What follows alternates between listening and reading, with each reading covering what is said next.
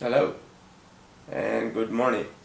Um, I'm back after uh, a while. I haven't been shooting for a few days. I've been under the weather once again. Strong antibiotics, steroids, and weather changes, respiratory disorders. Have a lot to share with you. I won't make this a very depressing vlog, hopefully. Uh, we'll keep it entertaining. Need to say a few things that we sometimes don't realize in real life is that sometimes words probably can hurt more than a beat down. So I can say this, I can vouch for this because we had a lot of beat downs in I at least had a lot of beat downs in my life, and mostly given, not taken, but yeah, taken as well. Heals after a while, sometimes a long while, sometimes short stint. You get up, dust yourself back up again, and you start moving. So you would have noticed there are no laptops, there's no scripts. I do not have any fancy perfume bottles in front of me, but it's rather a heart-to-heart conversation that I wanted to have with all of you. Lessons taken in life. I have, alhamdulillah, had a fairly good share of minds. I have been around for some time, learned things rather expensively, meaning a wise man is he who learns from others' mistakes. And I'm not that wise person, I guess.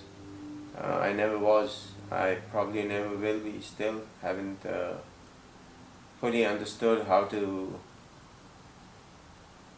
Anyways, so the conversation here is words can hurt more than a beatdown. What do I mean by that? So the strongest muscle, if you ask people, would tell you differently. Probably heart or biceps, chest, back, squat, legs, um, quads, hamstrings, calves, forearms, joining muscles. I don't know, a lot of things. Yeah, these are not the strongest muscles. The strongest muscles you have is your tongue, because the way you can hurt somebody and scar somebody for life is not to beat them down, is to say something that, I don't know, that can torment them for many decades to come. So me and Noreen, just to give you a background, I'm married for now, alhamdulillah, 19 years, mashallah, if you haven't said so already. And yeah, we had a rough, I guess everybody has a rough start. Yeah, you start understanding each other, you say things that I've learned to move on, so I don't. Yes, I have a short temper. Maybe I explode for a bit and then I'm okay for the rest of my life. I don't kind of scar for life. A few things, yes, have changed me to a person I am today. And Noreen, as I've always mentioned in my vlogs, has been the sole sponsor of my perfumes, given my health condition and that I'm not able to work since about 3 years now. I'm trying to get back, but life's not been very kind in that way. I haven't been able to get myself a job again. So she's been the sponsor, and she's been the reason and the only source through which my perfumes collections grown exponentially, and with the promise that I would be doing something just to kind of even make myself feel useful. And I haven't been able to post on a daily basis, obviously not even weekly, leave aside a daily basis, but the the thing that hurt me the most that's come up in the recent months and is consecutively and consistently been there is a mention where I think back in maybe 2006, maybe 2007, 8 max. I think, yeah, so I got into a perfume genre now that I've been trying niche and I've been trying artisanal houses and space. Is an ingredient is a note called aldehydes, kind of not love at first sniff, uh, but the perfume that did it for me was Xerjoff Pico Valladama. Feels like royalty walking into a ballet concert and those big domes and royal palace-ish like, if that's a word, uh, environments, and it's very opulent and luxurious and the way I talk about perfumes now. Anyways, this was back in the day when I didn't have, I guess, too much exposure to um, the kind of women's fragrances around, and maybe I didn't appreciate a few smells myself.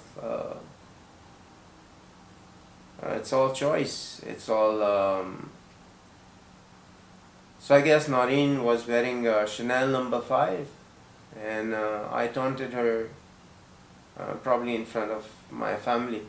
So if I'm man enough to taunt her in front of my family, I'm man enough to apologize to her in front of the world. I'm sorry, Noreen, that I taunted you on Chanel number 5. That scarred her for life. So now, every time that the first time she brought it up, we were on the way back home. I kept apologizing. I've kept apologizing even yesterday. Um, I don't think she's healed from it. I think it scarred her for life, and she won't have a Chanel number 5, I guess, as long as she uses perfumes. And I hope that's for a long time to come. But I'm sorry that I said something to you in front of people, and I didn't mean to, or perhaps the situation then I cannot vouch for, but I'm sure there was an argument or something that kind of triggered a command or. But yeah, so as we've lived almost 19 years together, we lived, we learned, tried to move on. I compliment her on most of her efforts. She works hard, she works smart, she has a lot of in-depth knowledge in human relations, and she's an HR customer of excellence. I only thing I can say from my heart is I'm sorry I tried to do things that I think I now understand better after 19 years, and even if I'm triggered, I try not to. But if I did, I'm sorry. If it's a scar for life, the only thing is I cannot promise you guys another review anytime soon. I've decided to kind of. I'm not in that headspace to maybe appreciate perfume. So yeah, and plus the hobby is kind of expensive. It's eating into our finances. It's kind of troubling. It's kind of worrying to an extent. So liking perfumes is different thing. Becoming a fragrance collector is different. You can do it at your own pace. It doesn't have to be an obsession. It doesn't need to grow exponentially overnight. And these are the few of the lessons that I've learned. There's more important things in life than perfumes. Perhaps if you're passionate, you should also be able to fuel that passion. And if you cannot fuel that passion, then it's better to keep your guns down and walk away while you can.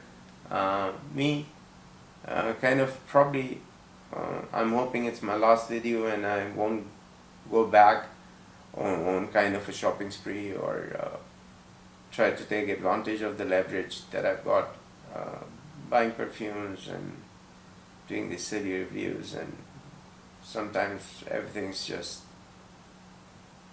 you need to look more out rather for yourself, your future, your family, children's if you have any.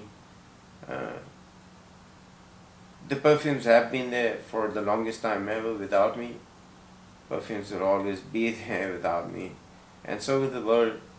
It's just my take on something that I wanted to make public is try to limit the use of, try to limit your words. Don't be trigger happy if you get a gun. Practice refrain. With power comes responsibility. Use that power wisely. Make wise choices in life. Don't hurt nobody. In birth, it'll come back to you 18 years later and bite you in the ass. But yeah, that's how life is. I'm sorry, as a matter of fact, Sadia, Rainbow, me, anybody watching, everybody watching, I apologize if I said something hurt anybody's sentiments, and for sure, if you are here, you will hurt someone. Being human is to err, and I've erred, and if I'm man enough to realize that I have erred, then I'm man enough to apologize, and apologize to anybody I've hurt so far.